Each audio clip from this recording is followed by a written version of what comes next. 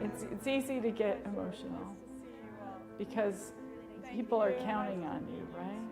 I'm happy that I can be representative of a group of people who's never seen themselves in Congress before.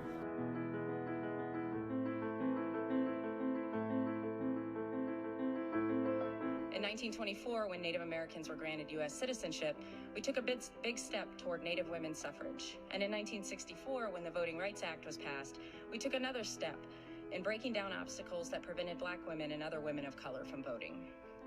The history of women's suffrage, like the history of our nation, is complex.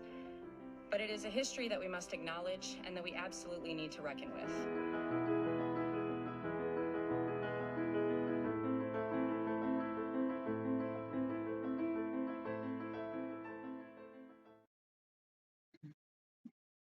Good morning. I'm Karen Tumulty, and I'm a political columnist here at the Washington Post. And we are so delighted to have you join us this morning for our conversation with Congresswoman Sharice Davids of Nebraska and Deb Haaland of New Mexico, who 2 years ago made history as the first two Native American women to be elected to Congress. So welcome. Thank you. Good morning. Good to be here. Congresswoman Haaland, I'm going to have to begin with you here because your name is in the news quite a bit at this moment. There appears to be a groundswell of voices saying that you should be named Interior Secretary in the incoming Biden administration. We're hearing it from progressive groups. We're hearing it from Hollywood A-listers who normally take all that much interest in who the Interior Secretary is. Just this morning, Julian Castro tweeted, "It is unconscionable that a Native American has never served in the cabinet. That should change now." So my first question is, are you being vetted by the Biden transition team? No, I am not being vetted. I mean, I think anyone who's being considered is being vetted to some degree, but I think they need to make the choice first before the vetting happens. What I'm doing right now is concentrating on making sure that our country can get past this terrible pandemic. I'll be very honest with you. This is an issue in Indian country. When we talk about Indian country, one of the most challenged communities because they don't have the infrastructure, they don't have the health care they need. We are working feverishly on that. What I will say about the Interior Secretary position is that our country has come a long way. I am so proud that Sharice Davids and I became the first Native women to serve in Congress. And I think it's wonderful that our country is progressing in that manner, that a cabinet level position filled by a Native American is a conversation that we're having right now. And could you talk a little bit about the Interior Department itself? Because I think a lot of people who live in cities, particular, think of the Interior Department as, parks. What is it about that agency and its mission that has particular relevance to Native American communities? Sure. Well, of course, the national parks are part of the Interior Department. And Indian Affairs are also part of the Interior Department. And so when we think about our public lands, I'm the chairwoman of the subcommittee on national parks, forests, and public lands. When we think about our public lands, and the Interior Department has, manages all of those public lands, we have to include Native Americans in the conversation because this was all Indian country at one time. We've had several hearings during this term in Congress, bringing tribal leaders to the table to tell us why the cutting off of big swaths of Bears Ears and Grand Staircase Escalante, and why the blasting apart of sacred sites on the southern border to build Trump's border wall are an issue for Indian tribes. They deserve to be consulted when decisions about our public lands are made. And we've seen that play out in real time during this administration. And what happens when you don't consult tribes? Another name that is being mentioned is Michael Connor, also a Native American, previously the Deputy Secretary of the Interior. Would it be any less significant, say, for that the Secretary's job to go to him? You know, what I'll say is that I worked extremely hard to make sure that Joe Biden won this election. And I am going to support whoever President-elect Biden chooses for any cabinet position. It'll be my job in Congress or wherever I am to make sure that this administration is a success. And I'm committed to that. You know, both of you have spoken so eloquently about the power of representation, and both of you came to Congress through some rather unusual routes. Congresswoman Davids, you at one point were competing in martial arts competitions, which reminded me of something funny Ronald Reagan once said, where somebody said, "How can an actor be a president?" And he said, "I don't know how you could be a president if you hadn't been an actor." I'm wondering if martial arts suddenly seems pretty relevant to where you find yourself right now in the House of Representatives.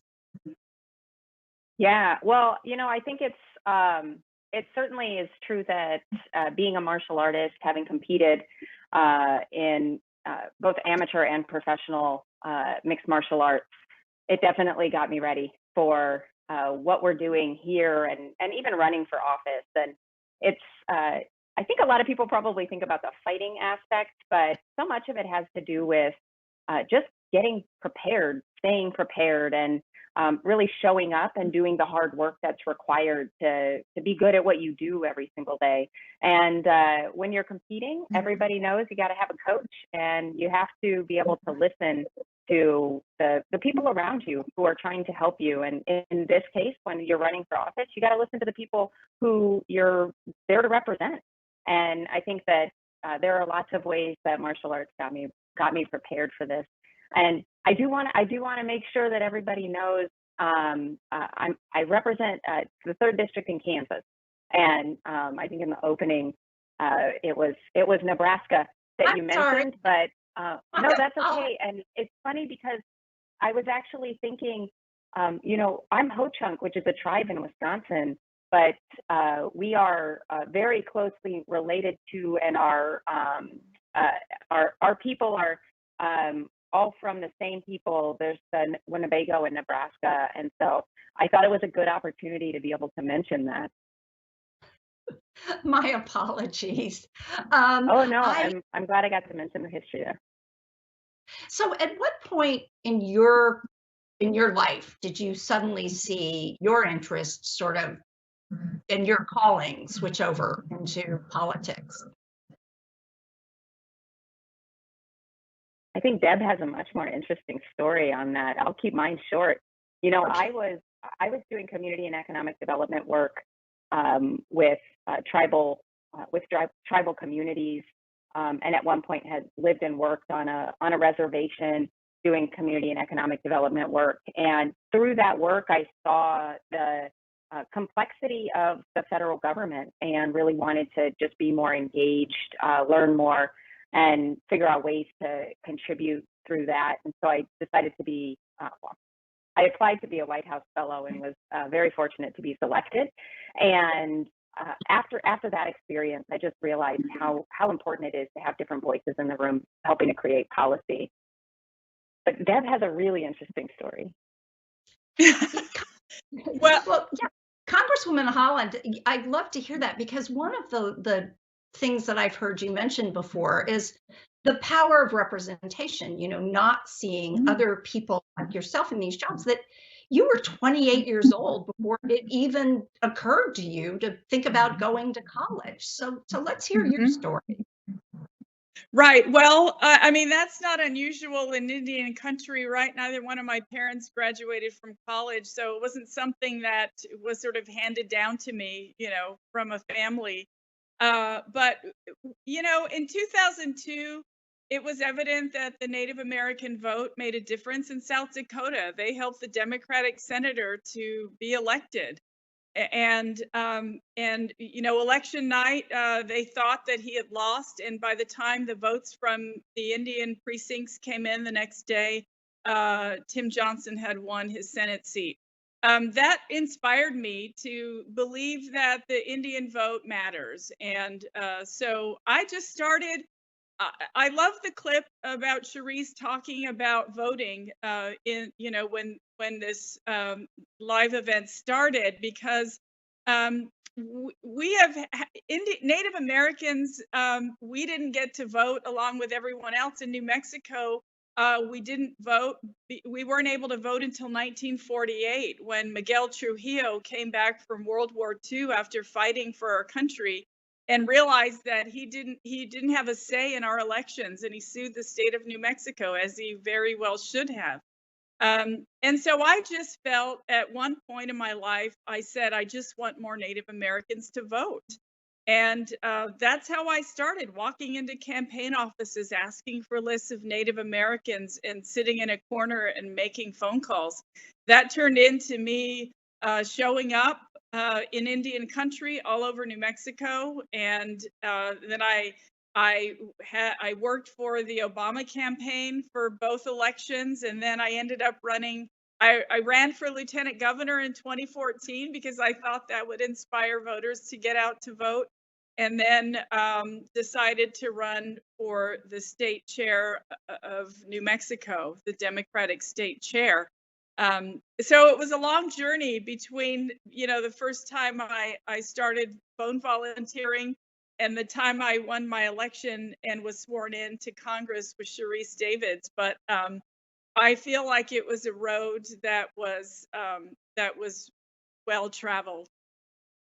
And your early career was as a small businesswoman. You had a salsa company and you were a cake decorator. I mean, it's quite a leap from there. Absolutely. Well, the cake decorating, that was my first job in high school, was working in an independently owned bakery. I used to walk to the bakery every day after school. My dad was the dad who said, I'm not giving you any money. If you want money, you have to work for it. And so we all got jobs when we, as teenagers. And so the bakery was my very first job. And even though I felt like my parents had taught me a work ethic, it was honed by Mr. Zinn in the bakery. So I feel like, just like Sharice's early training in martial arts helped her, I feel like, my work ethic that was honed in the bakery, because that's a lot of hard work. People don't realize. That helped me as well, right? It takes a tremendous work ethic to run for office, no matter who you are. It's not an easy task. And so, perseverance, endurance, all of those things, they come into play when you're running for office. And I feel like every experience that I've had during my lifetime has helped me, to be where I am today. Well, so both of you come to office in January of 2019 on this wave of euphoria for Democrats. The most diverse House we've ever seen, more women than we have ever seen.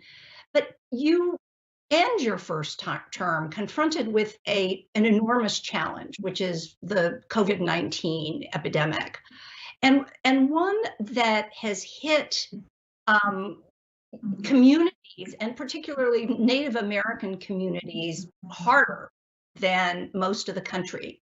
Could you talk a little bit about that? Why that is, and were you surprised? And do you think Washington has really understood the devastation? Well, so I'll start. First, I think that there is there is a lot of educating that needs to happen around the structural issues that Native communities face, the long, complex history of this country, and why we're in situations that we're in tribal communities. You know, some of the impacts that we're seeing, the disproportionate impacts of the coronavirus pandemic, have to do with consistent underfunding of the Indian Health Service, or investments in infrastructure in Indian country, investments and funding for urban Indian health centers. There are a number of things that have compounded over the years that have led to a point where a pandemic that's really putting a stress test on lots of places in our country has really highlighted and in some instances exacerbated the issues that we're seeing. And I think that when it comes to, does Washington understand what's going on in tribal communities, I think the baseline is no, but that what we've got is tons of tribal leaders out there and advocates from Native communities showing up and trying to make sure that policymakers understand what's going on. And I think that one of the most amazing things about getting to serve in Congress alongside Deb and as colleagues with members of Congress and peers is that we have the opportunity to really educate as much as possible, to educate our colleagues and their teams about really why we're in the place that we're in and why it's so important to fulfill the responsibilities that the federal government has to tribal governments. And I think that, you know, I think that that's probably one of the most impactful things about having the first two Native women serving in Congress.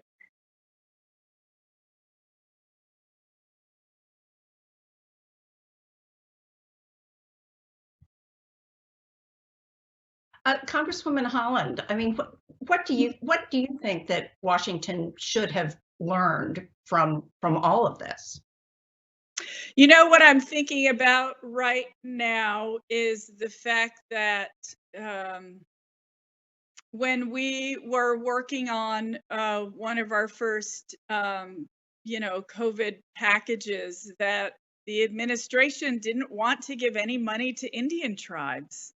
A lot of us got on the phone to say this needs to happen. Tribes need to have their funding package set aside for them so that because they know their communities better than anybody. And so we were able to get an $8 billion package in the CARES Act for Indian tribes. And everything Sharice said, yes, Indian country suffers disparities because of decades and decades and decades of underfunding, because the U.S. hasn't lived up to its trust responsibilities. So we definitely have a long way to go. And what I'll say is, it's, you know, this term, the 116th Congress, we got sworn in during a government shutdown.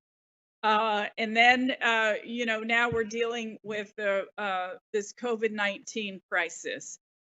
Both health and economic crisis that will take us a long time to remedy. So it has been a challenge. I really wish right now that the Senate would understand how dire things are for the American people. It's yes, it's Indian country, but yes, it's communities of color across the country, and folks who can't pay their rent and don't have health care. And it's a devastating situation, and hoping that they will come to their senses about it.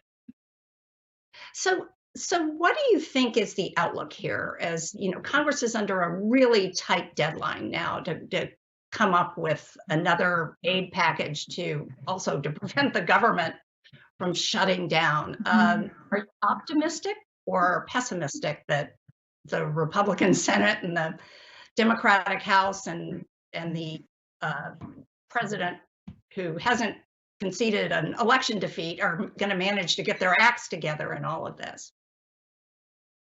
I feel like I always have to be optimistic, right? I mean, I have to always feel like there is hope. If you lose hope, then what's the sense of moving forward, right? So I'm going to remain optimistic. I'm going to keep, keep pushing these issues forward.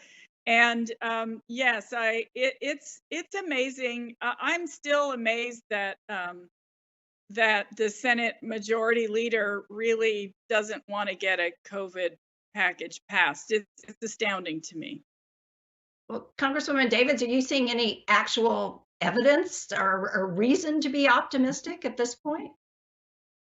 Well, it's interesting when you were asking about whether or not we're optimistic or pessimistic, and I think first of all, I'm an optimistic person. You have to be somebody who would run for Congress, I think. But also hearing Deb talk about staying optimistic, I think optimism and faith in people is part of what we need more of. I think that right now we have a situation where if we don't get a COVID relief package done, everybody suffers. And my hope is that our Republican colleagues in the Senate, Mitch McConnell included, will see that it doesn't do anybody any good for him to hold out and not stay at the negotiating table. Everybody in this country is suffering right now. The pandemic has impacted our entire lives, every single person in some way or another. And that pain and suffering that's going on right now, we can't solve every single thing with one coronavirus relief package, but we can bring some level of relief to people, whether it's unemployment relief, whether it's getting resources to our state and local governments so they can perform the essential government functions that they need to perform. And I will remain cautiously optimistic that we can get something done. We've done it multiple times before this, and I think we can do it again. Deb and I would not be here serving in Congress if we weren't people full of hope and optimism and faith in other people. So, Congresswoman Davids, so what's your bet? Government shutdown tonight or not? No, I don't think we'll have I don't think we'll have a government shutdown. There's great hope on the horizon as well, since we're talking about being optimistic in that vaccines are coming to market. And there has been a proposal among advocates for Native Americans in California that one of the criteria that should be looked at in deciding who gets to get the vaccine first is historic injustice. Do you think that is a valid criterion at this point? California, of course, is a state that just turned down an initiative on the ballot to bring back affirmative action. Congresswoman Haaland, how do you think the vaccine distribution should be? Well, right. Well, of course, frontline workers, I think we can all agree on that, and our elderly folks. I have an 85-year-old mother who I know is very vulnerable to this disease. Luckily, she's been in a safe place. But when you think about historic injustice, it's still happening, right? So these are communities who live in polluted areas. These are communities who haven't had health care. These are communities who suffer from violence and racial injustice and all of these things. So yes, they've suffered historical injustice, but these communities are still suffering. What this pandemic has done is highlighted the disparities that so many of these communities have endured for decades and decades and decades. So it just happens that yes, they are historically have been suffered historical injustice, but they are the most vulnerable communities, even still in the year 2020. So, so when we're thinking about how we distribute the vaccine, I absolutely feel like the most vulnerable communities absolutely need to be considered. And Congresswoman Davids, are you concerned that given the specific history of Native American communities, especially when it comes to infectious disease agents being brought into their midst, are you worried that people might be afraid to take the vaccine, might be leery of something that comes to them from, with the help of the United States government?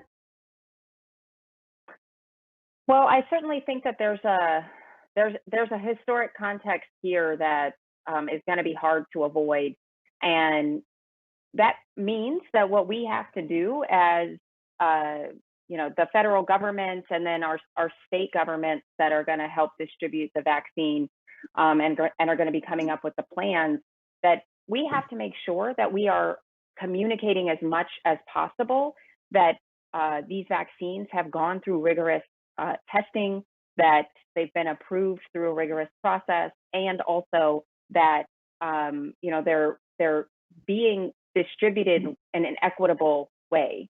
And I think that the more we can communicate with people about the effectiveness of these vaccines, the more likely it is that we're gonna see a large uptake. And I'm feeling very encouraged that these vaccines are on the horizon, and that we're going to be able to start getting them distributed. But at the end of the day, the way that we build up trust with tribal communities or any communities is by actually just showing up and listening and talking to folks in communities that have been historically erased from all these processes. Well, in the few moments we have left, I would like to bring up a question that was posed by one of our viewers, Kathleen Healy of California, who wrote to us, "We have talked this year about the importance of being allies to Black Americans. That should continue. How can we be allies to Native Americans?" Congresswoman Davids, let's start with you. Well, so first of all, I appreciate this question. I think that it's really important for all of us to make sure that we're figuring out ways to show up for, particularly for Black folks during this, at all times, but during this time where we're seeing, Deb mentioned it earlier, the pandemic has exacerbated so many long-standing issues that we have, and certainly the conversation, the mainstream conversation that's going on right now about racial justice is super important. We need it to continue so that we can have a more just and fair society. And I think when it comes to issues of allyship or showing up for tribal and Native communities, there's a few things that I would encourage folks to do. One is to make sure you're not thinking about tribal people, Native folks, Indigenous communities, and only in a historical context. It is very important that people learn and understand the long, complex history of this country, but it's also important to recognize that there are issues that are going on right now. The murdered and missing Indigenous women issue, issues around access to healthcare and mental and behavioral healthcare access. Those kinds of things are really important. They're happening right now. But there's also a lot of beauty and resilience and amazing stuff going on in tribal communities. And I just would encourage people to also think about that. Please don't only think about the negative issues that are impacting tribal communities, but also think about the beauty and resilience that is present in our tribal communities as well. Mm-hmm. How about you, Congresswoman Haaland? I mean, the first thing, I'd echo everything that Sharice said, but I mean, look, This past election year, there were more Native American candidates running for offices across the country than I think any time before, and not just for Congress, for city councils and county commissions and House legislature, state legislatures and so forth. Support Native American candidates. Help, donate money to their campaigns. Volunteer for phone banks. Help make us be representative of the communities that we serve. When more people are at the table, when Native Americans have a seat at the table, then we get to talk about our issues and we get to talk about all the things that Sharice mentioned. So don't forget that we need representation. And so there's always going to be opportunities to help Native candidates to win their elections. And Sharice also mentioned invisibility. That's always an issue. Folks think, they don't think about the fact that Indian communities are vibrant and here and that we deserve a seat at the table. So so just make sure that we are in the conversation, and that's absolutely helpful.